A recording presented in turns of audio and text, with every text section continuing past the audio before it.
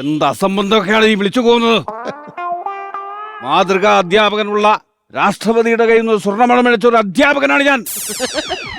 ഇനി tiger tiger എന്ന് പറഞ്ഞ് വിളിച്ച് വിളച്ചെടുത്താൽ ചിറക് രണ്ടും പുറകോട്ടാക്കി ഞാൻ റബ്ബർ ബാൻഡ് ഇട്ട് വെക്കും. മനസ്സിലായോ?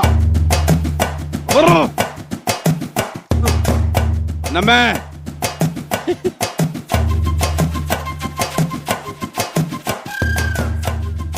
എന്തായത്? ചായപ്പൊടി, പഞ്ചസാര, പാല്, ചൂടുവെള്ളം. ഇതൊക്കെ എന്തിനാ ഇങ്ങനെ ഇങ്ങോട്ട് കൊണ്ടുവന്നാ ചോദിച്ചത്?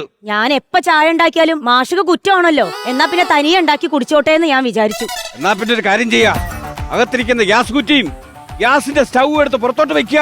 അതെന്തിനാ? എനിക്ക് ആവശ്യമുള്ളതല്ല ഞാൻ ഉണ്ടാക്കി കഴിച്ചോളാം. എന്തിനാ നീ ഇവിടെ? അതെനിക്ക് പലപ്പോഴും തോന്നിയിട്ടുണ്ട് മാഷെ. ഞാൻ എന്തിനാ ഇവിടെ എന്ന്. സ്വന്തം മകളുടെ കല്യാണ നിശ്ചയം മകനെ അറിയിക്കാത്ത ദുഷ്ടനായ അച്ഛനല്ലേ നിങ്ങള്? ഞാൻ ഇറങ്ങി പോവാ. സ്വന്തം മകളുടെ മനസ്സമ്മതം അറിയിച്ചില്ല. അതെ.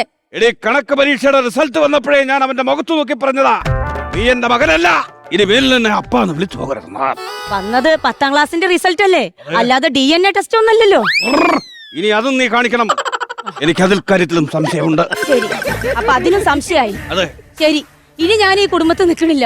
ഞാൻ ഇവിടുന്ന് ഇറങ്ങുക മാഷെ. ദേ, കയ്യിലൊന്നും ഞാൻ എടുത്തിട്ടില്ല, ഈ ഉടുതുണി അല്ലാതെ. ഞാൻ ഇറങ്ങുക മാഷെ, ഇറങ്ങുക. നിക്കുക. ഈ ഉടുത്തേക്കുന്നതും ഈ അണിഞ്ഞേക്കുന്നതെല്ലാം ഈ ചാക്കോ മാഷിന്റെ സമ്പാദ്യത്തിൽ നിന്നുള്ളതാ.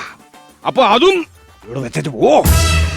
ശരി, എന്നാ കേട്ടോ, ഈ ചെറുപ്പക്കാരൊക്കെ നോക്കി നിൽക്കേ.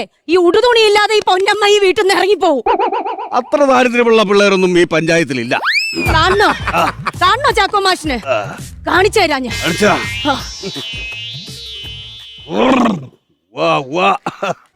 ചാക്കോ മാഷിനോടാ കളി.